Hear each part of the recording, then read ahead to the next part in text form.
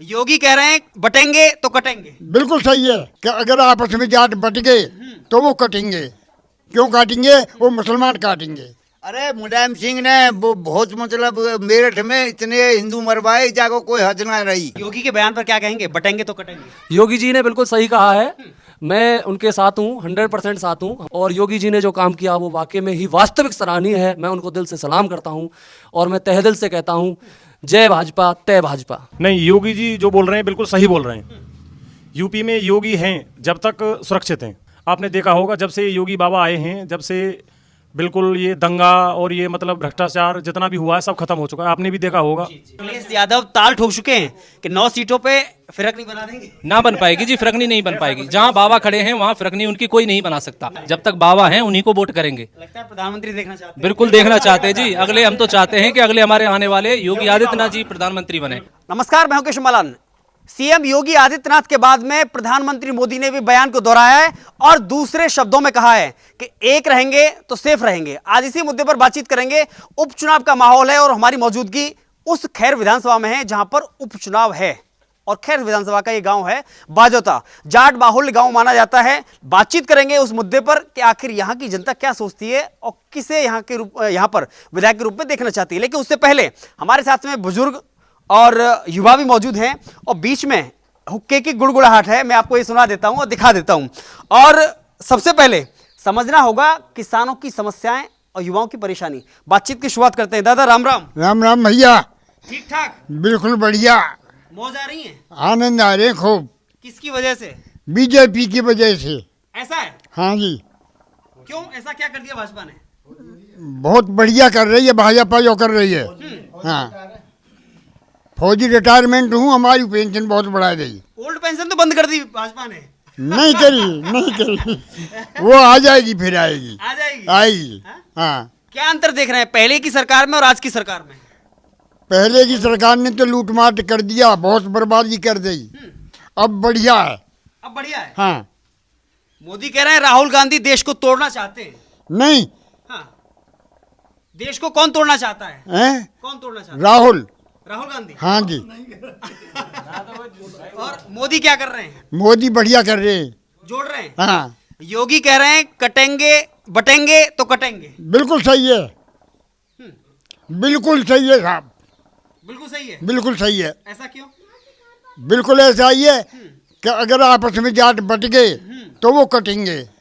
क्यों काटेंगे? वो मुसलमान काटेंगे। अरे मुलायम सिंह ने वो बहुत मतलब मेरठ में इतने हिंदू मरवाए, जाको कोई हद ना रही। मुलायम सिंह ने ही तो मरवाए और काऊ की हिम्मत ना आई। और मुलायम और राहुल दोनों इकट्ठे है गए, तो इस वजह से हिंदू को तो कोई वैल्यू ही नहीं रही। वहाँ सबसे ज़्यादा मुसलमानों की वैल्यू कर दी मुलायम सिंह ने, और मोदी ने वो मतलब खंडित कर दी। नहीं, सबसे पहले अलीगढ़ और मेरठ में क्या झगड़े चले, कर्फ्यू सबसे पहले लगा और मतलब सबसे पहले उपद्रव अलीगढ़ और मेरठ में शुरू हुए। अखिलेश यादव तो कह रहे हैं कि योगी हिंदू मुसलमानों को बांटना चाहते हैं। हिंदू मुसलमान की जो खाई है उसे और ज्यादा पैदा कर रहे हैं। नहीं, ऐसा कुछ नहीं है। कह रहे हैं बटेंगे तो कटेंगे। ना ना, ऐसा कुछ नहीं है। ये सब राजनीति की जा रही है, ऐसा कुछ नहीं है। ये सब जातिवाद के नाम पर अफवाहें फैलाई जा रही हैं। नाम मेरा कपिल शर्मा है, गांव बाजोता से बिलोंग करता हूं। और ये सब जो है जातिवाद के नाम पे पार्टियां अपना वो दिखा रही हैं। अभी विपक्ष जो है दूसरे बीजेपी को कमजोर करने के लिए दूसरा विपक्ष ये तो ताने देता ही है, कभी कुछ कहता है कभी कुछ कहता है, तो इन सब चीज़ों को इग्नोर करते रहे। योगी के बयान पर क्या कहेंगे, बटेंगे तो कटेंगे?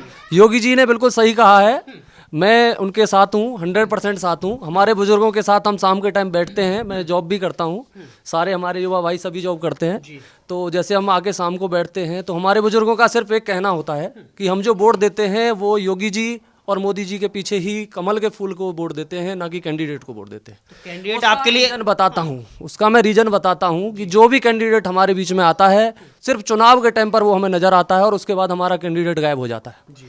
ये हमें देखने को मिला है, हमारे बुजुर्गों को देखने को मिला है, और यही समस्या हम लगातार जूझते आ रहे हैं इन्हीं परेशानियों से। और हमारे इसी मोहल्ले में जहाँ पर आप बैठे हैं इसमें से 5 रास्ते निकलते हैं, उन 5 रास्तों पे अगर मैं आपको निकालूं, अभी आप मेरे साथ चलिए, मैं आपको निकालूंगा, घोंटू घोंटू पानी भरा हुआ है, जो कि बच्चों का जाने का रास्ता है, मेन स्कूल का, 12th तक स्कूल है। उसके लिए हम अपनी समस्या लेकर आगे तक गए, माननीय सांसद जी के पास भी हमने अपनी समस्या रखी, मैं खुद गया था साथ में। मैं एक एम्प्लॉई हूँ, प्राइवेट एम्प्लॉई हूँ, जॉब करता हूँ। तो उसके बावजूद भी हम लोग गए, अपनी समस्या रखी गई, हमें आश्वासन दिया गया कि इस पे अभी कार्रवाई कर दी जाएगी, चुनाव आने वाला है, उससे पहले आपको आपका जो समस्या है उसका समाधान मिलेगा। आज तक हमें उसका कोई समाधान नहीं मिला। अगर आप चाहें तो मैं आपको भी एक दौरा करा दूंगा अभी यहाँ पे। लेकिन हमारे जो बुजुर्ग हैं उनको हम साध के रखते हैं कि अगर देश को मजबूत रखना है तो बीजेपी को रखना होगा, बीजेपी के साथ जाना होगा। हाँ, बीजेपी के साथ जाना होगा। सपा क्यों नहीं?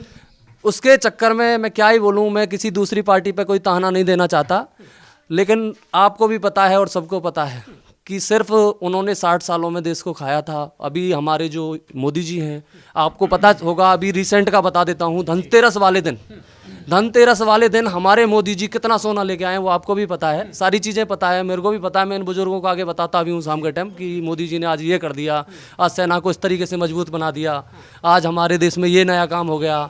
और जैसे कि हमारे योगी जी हैं, बिल्डोजर बाबा को लेकर आप हमारे बीच में आए, उसको लेके मेरे दिल में और जो हमारे युवाओं के दिल में और बुजुर्गों के दिल में जो सम्मान पैदा हुआ वो एक वाकई में ही सराहनीय है।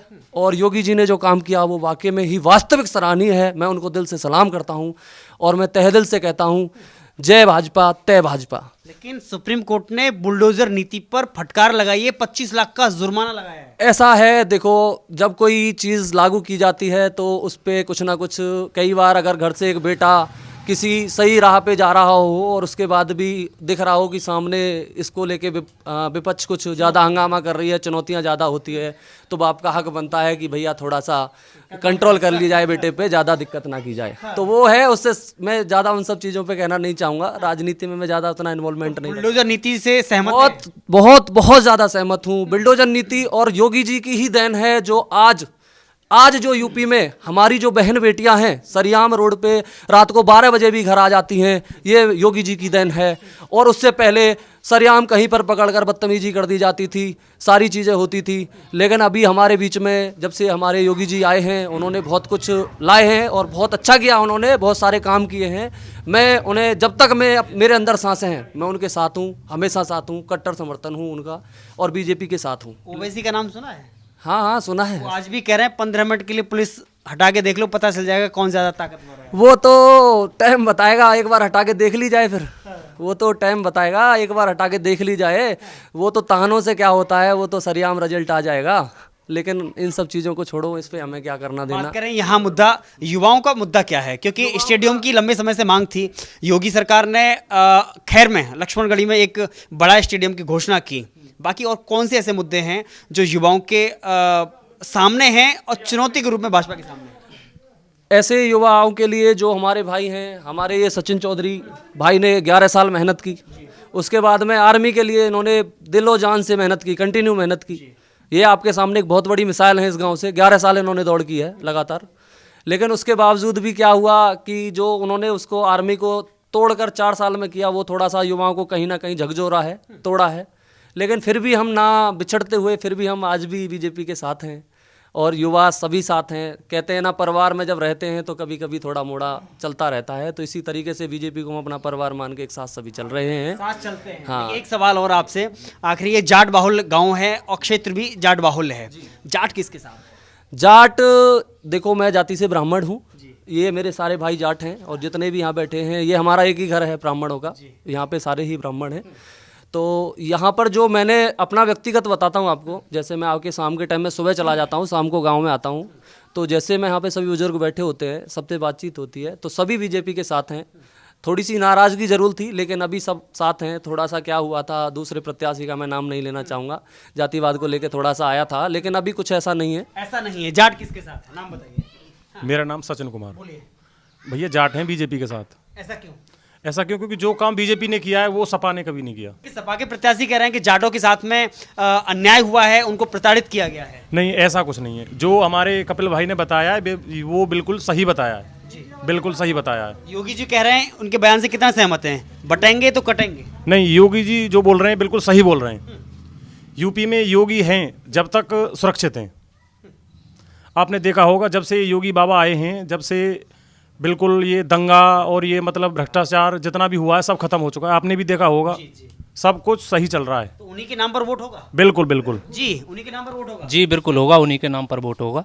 उन्होंने कब तक, जब तक रहेंगे उन्हीं को वोट देंगे, जब तक बाबा हैं उन्हीं को वोट करेंगे। लगता है प्रधानमंत्री देखना चाहते हैं। बिल्कुल देखना चाहते हैं जी। अगले हम तो चाहते हैं कि अगले हमारे आने वाले योगी आदित्यनाथ जी प्रधानमंत्री बने, क्योंकि उन्होंने बहुत चीज़ें ऐसी करी हैं, हम देखते हुए बताते हैं चीज़ों को। क्योंकि ये हमारा पड़ोस में जेवर पड़ता है गाँव, वहाँ पहले एयरपोर्ट आया था अखिलेश यादव की सरकार में, तो उन्होंने एयरपोर्ट बनने नहीं दिया। ये बाबा जी की ही देन है जो आज यहाँ पे इतना मतलब क्षेत्र को वो किया गया है। बाबा जी की देन है जो एयरपोर्ट यहाँ पे आया हुआ है। और बहुत चीज़ें हैं, बाबा ने बहुत चीज़ें करी हैं। रोड देख लो, कोई भी देख लो, कोई भी चीज़ बहुत डेवलप किया है उन्होंने अपनी सरकार में। खैर की बात करें तो खैर में क्या मिला? खैर में बहुत कुछ मिला, बाईपास बन रहा है और रोड भी निकाला है उन्होंने, 4 लेन रोड भी निकल रहा है। तो बाबा जी ने अपने टाइम में बहुत कुछ किया है और हम उनसे बिल्कुल दिल से उनका वो करते हैं कि हमेशा उन्हीं के साथ रहेंगे। अखिलेश यादव ताल ठोक चुके हैं कि 9 सीटों पे फिरक नहीं बना देंगे। ना बन पाएगी जी, फिरकनी नहीं बन पाएगी। जहाँ बाबा खड़े हैं वहाँ फिरकनी उनकी कोई नहीं बना सकता। उन्होंने क्या कहते हैं, इस नव जो युवक है बहुत चीज़ों से मुक्त किया है। कभी हमारे गांव में आने में समस्या होती थी कि जैसे कुराना पड़ता है कि हमारा गांव रोड से आने में, क्योंकि गुंडागर्दी इतनी थी हमारे क्षेत्र में, डर लगता था। और आज हम रात के 12 बजे भी निकल आते हैं, हमें कोई परेशानी नहीं होती किसी भी तरीके से। तो बाबा जी का एहसान कैसे भूल जाएं हम। मोदी जी कह रहे हैं नेक रहेंगे तो सेफ रहेंगे। हाँ, ये हकीकत है उनकी बात कि अगर उन्होंने ये वचन किया है अपने मुंह से, तो हम इस चीज़ का वो करते हैं कि बिल्कुल सेफ है। तो युवा भी साथ है। युवा एकदम से साथ है। कहा जा रहा है नौकरियां नहीं मिल रही हैं, रोजगार नहीं मिल रहे हैं, युवा परेशान है भाजपा सरकार में। ना ना, ऐसा कुछ नहीं है। देखो, नौकरियां मिल रही है, हम भी प्राइवेट जॉब कर रहे हैं, खूब नौकरियां मिल रही है, नौकरियां की कोई परेशानी नहीं है। उनके उसमें नौकरियां की खूब मतलब भरपूर संभाई है कि अगर देखो, ये तो सीधी सी बात है, अगर पढ़े लिखे बंदे हैं और उनके लिए कोई नौकरी की कमी नहीं है, अगर कोई करना ही नहीं चाहता, घर से निकलना नहीं चाहता, उसके लिए नौकरी खुद चल के नहीं आएगी।